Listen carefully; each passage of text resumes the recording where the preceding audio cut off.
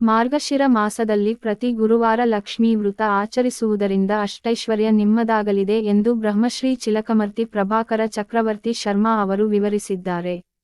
ಮಾರ್ಗಶಿರ ಮಾಸದ ಪ್ರತಿ ಗುರುವಾರ ಲಕ್ಷ್ಮೀ ವ್ರತ ಆಚರಣೆ. ಮಾರ್ಗಶಿರ ಮಾಸದಲ್ಲಿ ಪ್ರತಿ ಗುರುವಾರ ಲಕ್ಷ್ಮೀ ವ್ರತ ಮಾಡಿದರೆ ಅಷ್ಟೈಶ್ವರ್ಯ ನಿಮ್ಮದಾಗಲಿದೆ ಎಂದು ಬ್ರಹ್ಮಶ್ರೀ ಚಿಲಕಮರ್ತಿ ಪ್ರಭಾಕರ ಚಕ್ರವರ್ತಿ ಶರ್ಮಾ ಹೇಳುತ್ತಾರೆ. ಮಾರ್ಗಶಿರ ಮಾಸದಲ್ಲಿನ ಲಕ್ಷ್ಮೀ ವ್ರತದ ಸಂಪೂರ್ಣ ವಿವರ ಇಲ್ಲಿದೆ. ಒಂದು ದಿನ ನಾರದ ಮತ್ತು ಪರಾಶ ಮಹರ್ಷಿಗಳೊಂದಿಗೆ ತ್ರಿಲೋಕಗಳನ್ನು ಸಂಚರಿಸಿ ವಿಶ್ರಾಂತಿ ಪಡೆಯಲು ಭೂಲೋಕದ ಗ್ರಾಮವನ್ನು ತಲುಪುತ್ತಾರೆ. ಇದೇ ಸಂದರ್ಭದಲ್ಲಿ ಊರಿನ 4 ವರ್ಗದ ಜನರು ಮನೆಗಳನ್ನು ಸಗಣಿಯಿಂದ ಸಾರಿಸಿ ಮನೆ ಮುಂದೆ ರಂಗೋಲಿ ಹಾಕುತ್ತಾರೆ. ಮಹಿಳೆಯರೆಲ್ಲರೂ ಸ್ನಾನ ಮಾಡಿ ಹೊಸ ಬಟ್ಟೆಗಳನ್ನು ತೊಡುತ್ತಾರೆ. 4 ವರ್ಗದ ಜನರು ಒಂದೆಡೆ ಸೇರಿ ಲಕ್ಷ್ಮೀ ಪೂಜೆಯನ್ನು ಮಾಡಿ ಲಕ್ಷ್ಮೀ ದೇವಿಯನ್ನು ಒಲಿಸಿಕೊಳ್ಳಲು ಹಾಡುಗಳನ್ನು ಹಾಡುತ್ತಿರುವಾಗ ಇದನ್ನು ಗಮನಿಸಿದ ನಾರದ ಆಶ್ಚರ್ಯಪಟ್ಟು ಮಹರ್ಷಿ ಪರಾಶರಿಗೆ ಹೀಗೆ ಕೇಳುತ್ತಾರೆ. ಮಹರ್ಷಿಗಳೇ, ಇಷ್ಟು ಸಂತೋಷದಿಂದ ಜನರು ಸೇರಿ ಮಾಡುತ್ತಿರುವ ಈ ಪೂಜೆ ಯಾವುದು ಎಂದು ಕೇಳುತ್ತಾರೆ. ಅಲ್ಲದೆ ಈ ಪೂಜೆಯ ಬಗ್ಗೆ ತಿಳಿದುಕೊಳ್ಳುವ ಕುತೂಹಲವಿದೆ, ವಿವರವಾಗಿ ಹೇಳು ಎನ್ನುತ್ತಾರೆ. ಆಗ ಮಹರ್ಷಿಗಳು ವಿವರಿಸುತ್ತಾರೆ. ಗುರುವಾರ ಮಾಡುವ ಈ ಪೂಜೆಯನ್ನು ಲಕ್ಷ್ಮೀ ಪೂಜೆ ಎನ್ನುತ್ತಾರೆ. ವರ್ಷಕ್ಕೊಮ್ಮೆ ಬರುವ ಮಾರ್ಗಶಿರ ಮಾಸದಲ್ಲಿ ಈ ಪೂಜೆಯನ್ನು ಮಾಡಲು ಉತ್ತಮ ತಿಂಗಳು. ಇದು ಲಕ್ಷ್ಮೀದೇವಿಗೆ ಬಹಳ ಇಷ್ಟವಾಗುತ್ತದೆ ಎಂದು ಪರಾಶರ ಮಹರ್ಷಿಗಳು ನಾರದನಿಗೆ ಹೇಳುತ್ತಾರೆ. ಆಗ ನಾರದ ಮರು ಪ್ರಶ್ನೆಯನ್ನು ಕೇಳುತ್ತಾನೆನ. ಮಹರ್ಷಿಗಳೇ, ಈ ಪೂಜೆಯನ್ನು ಈ ಹಿಂದೆ ಯಾರಾದರೂ ಮಾಡಿದ್ದಾರೆಯೇ? ಒಂದು ವೇಳೆ ಮಾಡಿದ್ದರೆ ಯಾರು ಮಾಡಿದ್ದರು? ಅವರಿಗೆ ಯಾವ ಫಲ ಸಿಕ್ಕಿದೆ ಎಂಬುದನ್ನ ತಿಳಿದುಕೊಳ್ಳಬಹುದೇ ಎನ್ನುತ್ತಾರೆ. ಆಗ ಪರಾಶರು ಕಥೆಯನ್ನು ಹೇಳುತ್ತಾರೆ. ಒಂದು ದಿನ ಲಕ್ಷ್ಮೀವಾರದಂದು ವಿಷ್ಣುಪಾದಗಳ ನಿಂತ ಮಹಾಲಕ್ಷ್ಮೀ ದೇವಿ ಸ್ವಾಮಿಗೆ ಕೇಳುತ್ತಾಳೆ. ಸ್ವಾಮಿ, ಇಂದು ಮಾರ್ಗಶಿರ ಲಕ್ಷ್ಮೀವಾರ. ಜನರು ನನ್ನ ಉಪವಾಸವನ್ನು ಆಚರಿಸುವ ದಿನ. ನೀನು ನನಗೆ ಅವಕಾಶ ಕೊಟ್ಟರೆ ನಾನು ಭೂಲೋಕಕ್ಕೆ ಹೋಗಿ ನನ್ನ ವ್ರತವನ್ನು ಮಾಡಿದವರನ್ನು ಆಶೀರ್ವದಿಸುತ್ತೇನೆ ಎಂದು ಹೇಳುತ್ತಾರೆ.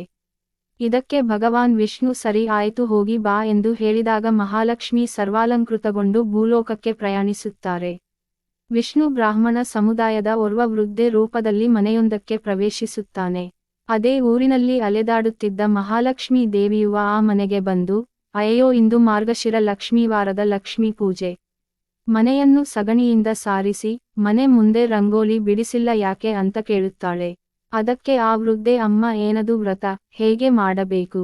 ನೀವು ಹೇಳಿದರೆ ನಾನು ಕೂಡ ಮಾಡುತ್ತೇನೆ ಎಂದಾಗ ಮಹಾಲಕ್ಷ್ಮಿ ಮಂದಹಾಸದಿಂದ ಹೀಗೆ ಹೇಳುತ್ತಾಳೆ. ಮಾರ್ಗಶಿರ ಮಾಸದ ಗುರುವಾರ ಬೆಳಗ್ಗೆ ಬೇಗ ಎದ್ದು ಮನೆಗೆ ಗೋವಿನ ಸಗಣಿಯಿಂದ ಸಾರಿಸಿ ರಂಗೋಲಿಯಲ್ಲಿ ಲಕ್ಷ್ಮೀದೇವಿಯ ಚಿತ್ರವನ್ನು ಬಿಡಿಸಬೇಕು. ಹೊಸ ಸೇರನ್ನು ತಂದು ಅದನ್ನು ತೊಳೆದು ಒಣಗಿಸಬೇಕು. ಬಳಿಕ ಆ ಪಾತ್ರೆಗೆ ವಿವಿಧ ರೀತಿಯ ಚಿತ್ರಗಳನ್ನು ಸುಂದರಾಗಿ ಬಿಡಿಸಿ ಅಲಂಕರಿಸಬೇಕು. ಒಂದು ಹೊಸ ಪೀಠವನ್ನು ತೆಗೆದುಕೊಂಡು ಅದನ್ನು ತೊಳೆದು ಅದರ ಮೇಲೆ ಧಾನ್ಯಗಳನ್ನು ಹಾಕಬೇಕು. ಅದರ ಮೇಲೆ ಅಳತೆಯ ಬಟ್ಟಲನ್ನು ಇಡಬೇಕು. ಅರಿಶಿನ ನೀರಿನಿಂದ ತೊಳೆದ ಪೋಕ ಮರದ ತುಂಡನ್ನು ಇಡಬೇಕು. ಅದರ ಸೇರಿನಲ್ಲಿ ಬಿಳಿ ಧಾನ್ಯವನ್ನು ಅಳೆಯಬೇಕು. ಮನಸ್ಸಿನಲ್ಲೇ ತಮ್ಮ ಕೋರಿಕೆಗಳನ್ನು ಹೇಳಿಕೊಂಡು ಸೇರಿನ ಮೇಲೆ ಬಿಳಿ ಧಾನ್ಯವನ್ನು ಸುರಿಯಬೇಕು. ಅದರ ಮೇಲೆ ಕೆಂಪು ಬಟ್ಟೆಯನ್ನು ಹಾಕಿ ಕೆಂಪು ಹೂಗಳಿಂದ ಪೂಜಿಸಿ ಶ್ರೀ ಮಹಾಲಕ್ಷ್ಮಿಯನ್ನು ಪ್ರಾರ್ಥಿಸಬೇಕು. ಮೊದಲು ಹಾಲಿನ ನೈವೇದ್ಯ ಮಾಡಬೇಕು. ಅದರ ನಂತರ ಎಣ್ಣೆಯನ್ನು ಬಳಸದೆ ಮಾಡಿದ ಆಹಾರವನ್ನು ಅರ್ಪಿಸಬೇಕು. ಇದು ಒಂದು ವಿಧಾನವೆಂದು ಹೇಳುತ್ತಾರೆ. ಎರಡನೇ ವಿಧಾನ ತುಂಬಾ ಸರಳವಾಗಿದೆ. ಗುರುವಾರದಂದು ಬರುವ ಮಾರ್ಗಶಿರ ಶುದ್ಧ ದಶಮಿ ತಿಥಿಯಂದು ಭಕ್ತಿಯಿಂದ ಈ ವ್ರತ ಮಾಡಿದರೆ ಸಂಪತ್ತು ಸಿಗುವುದು ಖಂಡಿತ. ಈ ವ್ರತವನ್ನು ಮಾಡಿ ನೈವೇದ್ಯವನ್ನು ಹಂಚಿದರೆ ಲಕ್ಷ್ಮೀ ಕಟಾಕ್ಷ ಸಿಗುತ್ತದೆ. ಮನಸ್ಸನ್ನು ಶುದ್ಧವಾಗಿಟ್ಟುಕೊಂಡು 10 ಮಂದಿಯನ್ನು ಕರೆದು ಈ ವ್ರತವನ್ನು ಮಾಡಿ ಅರಿಶಿನ ಕುಂಕುಮ ನೀಡಿದರೆ ಮನೆ ಲಕ್ಷ್ಮಿಯಿಂದ ತುಂಬುತ್ತದೆ. ಈ ವ್ರತವಷ್ಟೇ ಅಲ್ಲ, ಇನ್ನೂ ಕೆಲವನ್ನು ಆಚರಿಸಬೇಕು. ಗುರುವಾರ ಬೆಳಗ್ಗೆ ಎದ್ದು ಒಲೆಯಿಂದ ಬೂದಿ ತೆಗೆಯದಿದ್ದರೆ, ಮನೆ ಮುಂದೆ ಗುಡಿಸದಿದ್ದರೆ ಮನೆಯಲ್ಲಿ ಅದೃಷ್ಟ ನಿಲ್ಲುವುದಿಲ್ಲ. ಗುರುವಾರ ಶುಭ್ರವಾದ ಮಡಿ ಬಟ್ಟೆಯನ್ನು ಧರಿಸಿ ಅಡುಗೆ ಮಾಡಿ ಪೂಜಿಸುವ ಮಹಿಳೆಯ ಮನೆಯಲ್ಲಿ ಲಕ್ಷ್ಮಿ ನೆಲೆಸುತ್ತಾಳೆ. ಯಾವುದೇ ಹೆಣ್ಣಿಗೆ ತಿನ್ನುವ ಅಥವಾ ಮಕ್ಕಳನ್ನು ಬೈಯುತ್ತಾಳೋ, ಹೊಡೆಯುತ್ತಾಳೋ, ಗುರುವಾರದಂದು ಮನೆ ಮುಂದೆ ಗುಡಿಸುವುದಿಲ್ಲೋ ಅಥವಾ ಪಾತ್ರೆ ತೊಳೆಯುವುದಿಲ್ಲೋ ಅವಳು ಒಂದು ಕ್ಷಣವೂ ಲಕ್ಷ್ಮಿಯನ್ನು ಒಲಿಸಿಕೊಳ್ಳುವುದಿಲ್ಲ. ಮಹಿಳೆ ಸಂಜೆ ವೇಳೆ ಮನೆಯ ಬಾಗಿಲಿನ 2 ಬದಿಗಳಲ್ಲಿ ದೀಪಗಳನ್ನು ಇಡುವುದಿಲ್ಲೋ ಆ ಮನೆಯಲ್ಲಿ ಲಕ್ಷ್ಮೀ ದೇವಿ ನಿಲ್ಲುವುದಿಲ್ಲ. ಮೇಲಾಗಿ ಆ ಮನೆ ಮತ್ತು ಮಕ್ಕಳ ಹಣಕ್ಕೆ ಧಕ್ಕೆಯಾಗುತ್ತದೆ. ಅದೇ ರೀತಿಯಾಗಿ ಬೇಯಿಸದ ಆಹಾರ ಸೇವಿಸುವ, ನಿಷೇಧಿತ ಆಹಾರ ಪದಾರ್ಥಗಳನ್ನು ತಿನ್ನುವ, ಶುಚಿತ್ವ ಇಲ್ಲದ ಸ್ಥಳಗಳಲ್ಲಿ ತಿರುಗಾಡುವ, ಅತ್ತೆ, ಮಾವ ಅವರನ್ನು ನಿಂದಿಸುವ ಮಹಿಳೆಯ ಮನೆಗೆ ಲಕ್ಷ್ಮೀ ಕಾಲಿಡುವುದಿಲ್ಲ. ಊಟ ಮಾಡುವ ಮೊದಲು ಮತ್ತು ನಂತರ ಕಾಲು, ಕೈ, ಮುಖ ತೊಳೆಯದವರ ಮನೆಗೂ ಲಕ್ಷ್ಮಿ ಬರುವುದಿಲ್ಲ. ಇತರರೊಂದಿಗೆ ಮಾತನಾಡುತ್ತಾ ಕಾರಣವಿಲ್ಲದೆ ಪ್ರತಿ ಮಾತಿಗೂ ಯಾವ ಮಹಿಳೆ ನಗುತ್ತಾಳೋ ಅಲ್ಲಿ ಲಕ್ಷ್ಮಿ ಇರುವುದಿಲ್ಲ. ಯಾವ ಮಹಿಳೆ ಎಲ್ಲರ ಗೌರವ ಹಾಗೂ ಮೆಚ್ಚುಗೆಗೆ ಪಾತ್ರವಾಗುತ್ತಾಳೋ ಅಲ್ಲಿ ಲಕ್ಷ್ಮಿ ಇರುತ್ತಾಳೆ. ಯಾವ ಮಹಿಳೆ ಗುರುವಾರ ದಾನಧರ್ಮ ಮಾಡುವುದಿಲ್ಲವೋ, ಪೂಜೆ ಮಾಡುವುದಿಲ್ಲವೋ, ಗಂಡನ ಜೊತೆ ಜಗಳವಾಡುತ್ತಾಳೋ ಆ ಮಹಿಳೆಯ ಮನೆಯಲ್ಲಿ ಲಕ್ಷ್ಮಿ ನೆಲೆಸುವುದಿಲ್ಲ. ಗುರುವಾರ, ಅಮಾವಾಸ್ಯೆ ಮತ್ತು ಸಂಕ್ರಾಂತಿ ತಿಥಿಗಳಂದು ನಿಷೇಧಿತ ಪದಾರ್ಥಗಳನ್ನು ಸೇವಿಸುವ ಮಹಿಳೆ ಯಮಪುರಿಗೆ, ನರಕ, ಹೋಗುತ್ತಾಳೆ. ಈ 3 ತಿಥಿಗಳಲ್ಲಿ ನಿಷೇಧಿತ ಪದಾರ್ಥಗಳನ್ನು ಸೇವಿಸುವುದರಿಂದ ದೂರವಿದ್ದರೆ ಅಥವಾ ರಾತ್ರಿ ವೇಳೆ ಲಕ್ಷ್ಮೀ ದೇವಿಯನ್ನು ಪೂಜಿಸಿದರೆ, ಮಹಿಳೆಯ ಮನೆಯು ಐಶ್ವರ್ಯ ವೃದ್ಧಿಯಾಗುತ್ತದೆ.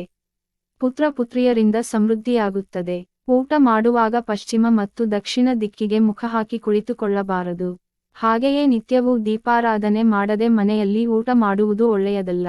ಕತ್ತಲಾದ ನಂತರ ತಲೆಗೆ ಎಣ್ಣೆ ಹಚ್ಚಬೇಡಿ. ಬಿಚ್ಚಿದ ಬಟ್ಟೆ, ಕೊಳಕು ಬಟ್ಟೆ ಎಲ್ಲೆಂದರಲ್ಲಿ ಬಿಸಾಡುವುದು ದಾರಿದ್ರ್ಯವಾಗಿದೆ. ಗಂಡನ ಒಪ್ಪಿಗೆ ಇಲ್ಲದೆ ಬೇರೆಯವರ ಮನೆಗೆ ಹೋಗುವ ಮಹಿಳೆಯ ಮನೆ, ಗಂಡನ ಮಾತು ಕೇಳದ ಮಹಿಳೆಯ ಮನೆ, ದೇವರಲ್ಲಿ ಅಥವಾ ಬ್ರಾಹ್ಮಣರ ಮೇಲೆ ನಂಬಿಕೆ ಇಲ್ಲದ ಹೆಂಗಸರು ಇರುವ ಮನೆಗೆ ಲಕ್ಷ್ಮೀ ದೇವಿ ಬರುವುದಿಲ್ಲ. ಇಂತಹ ಮನೆಯನ್ನು ಬಡತನ ಶಾಶ್ವತವಾಗಿ ಕಾಡುತ್ತದೆ. ಲಕ್ಷ್ಮೀ ದೇವಿ ಆ ಬ್ರಾಹ್ಮಣ ವೃದ್ಧೆಗೆ ವಿವರಿಸಿದಳು. ಆ ಹಳ್ಳಿಯ ಪ್ರತಿ ಮನೆಗೆ ಭೇಟಿ ನೀಡುತ್ತಾಳೆ. ಆ ಸಮಯದಲ್ಲಿ ಹಳ್ಳಿಯ ಮಹಿಳೆಯರೆಲ್ಲ ಮಲಗಿರುವುದನ್ನು ಕಂಡು ಲಕ್ಷ್ಮೀದೇವಿ ಆಶ್ಚರ್ಯಚಕಿತಳಾಗುತ್ತಾಳೆ. ಆ ಹಳ್ಳಿಯ ಕೊನೆಗೆ ಹೋಗುತ್ತಾಳೆ. ಅಲ್ಲಿ ಒಬ್ಬ ಬಡ ಮಹಿಳೆ ಪ್ರತಿ ದಿನವೂ ಗೋವಿನ ಸಗಣಿಯಿಂದ ಮನೆಯನ್ನು ಸಾರಿಸಿ, ರಂಗೋಲಿ ಬಿಡಿಸುತ್ತಿದ್ದಳು. ಅಕ್ಕಿ ಹಿಟ್ಟಿನಿಂದ ಲಕ್ಷ್ಮೀದೇವಿ ಚಿತ್ರವನ್ನು ಬಿಡಿಸಿ, ದೇವಿಯ ವಿಗ್ರಹಕ್ಕೆ ದೀಪಗಳನ್ನು ಹಚ್ಚಿ ಧೂಪವನ್ನು ಅರ್ಪಿಸುತ್ತಿದ್ದಳು. ನೈವೇದ್ಯಗಳನ್ನು ಸಲ್ಲಿಸಿ ಪದ್ಮಾಸನದಲ್ಲಿ ಕುಳಿತು ಲಕ್ಷ್ಮಿಯನ್ನು ಪೂಜಿಸುತ್ತಿದ್ದಳು. ಬಡ ಮಹಿಳೆಯ ಭಕ್ತಿಗೆ ಮೆಚ್ಚಿದ ಮಹಾಲಕ್ಷ್ಮಿ ಅವಳ ಮನೆಗೆ ಭೇಟಿ ನೀಡುತ್ತಾಳೆ. ಓ ಭಕ್ತ ಮಹಿಳೆ, ನಿಮ್ಮ ಭಕ್ತಿಯನ್ನು ಮೆಚ್ಚುತ್ತೇನೆ ಎಂದಳು. ಸಾಕ್ಷಾತ್ ಲಕ್ಷ್ಮೀದೇವಿಯನ್ನು ನೋಡಿದ ಆ ಮಹಿಳೆ ಮೂಕವಿಸ್ಮಿತಳಾಗುತ್ತಾಳೆ ಅಲ್ಲದೆ, ದೇವಿಯಿಂದ ಏನನ್ನೂ ಬಯಸಲಿಲ್ಲ. ಆಗ ಲಕ್ಷ್ಮೀದೇವಿ, ನೀನು ಕೇಳದೆಯೇ ನಾನು ವರಗಳನ್ನು ಕೊಡುತ್ತಿದ್ದೇನೆ. ನೀವು ಸಾಯುವವರೆಗೂ ಎಲ್ಲಾ ಸಂಪತ್ತನ್ನು ಅನುಸುತ್ತೀರಿ. ಮರಣಾನಂತರ ನೀನು ವೈಕುಂಠಕ್ಕೆ ಹೋಗುವೆ. ನನ್ನ ಹೆಸರಿನಲ್ಲಿ ಮಾಡುವ ಉಪವಾಸ ಬಿಡಬೇಡ. ವಿಷ್ಣು ಮೂರ್ತಿಯ ಕೃಪೆಯೂ ಸಿಗಲಿದೆ ಎಂದು ಹೇಳುತ್ತಾಳೆ.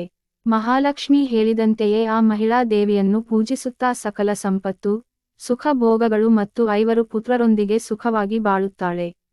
ಈ ವ್ರತವನ್ನು ಮಹಾಲಕ್ಷ್ಮಿಯೇ ಹೇಳಿಕೊಂಡಿದ್ದು ಬಹಳ ವಿಶೇಷವಾಗಿದೆ. ನಿತ್ಯವೂ ಈ ಕಥೆಯನ್ನು ಓದುವುದರಿಂದ ಪುಣ್ಯ ಲಭಿಸುತ್ತದೆ ಎಂದು ಬ್ರಹ್ಮಶ್ರೀ ಚಿಲಕಮರ್ತಿ ಪ್ರಭಾಕರ ಚಕ್ರವರ್ತಿ ಶರ್ಮಾ ಹೇಳಿದ್ದಾರೆ.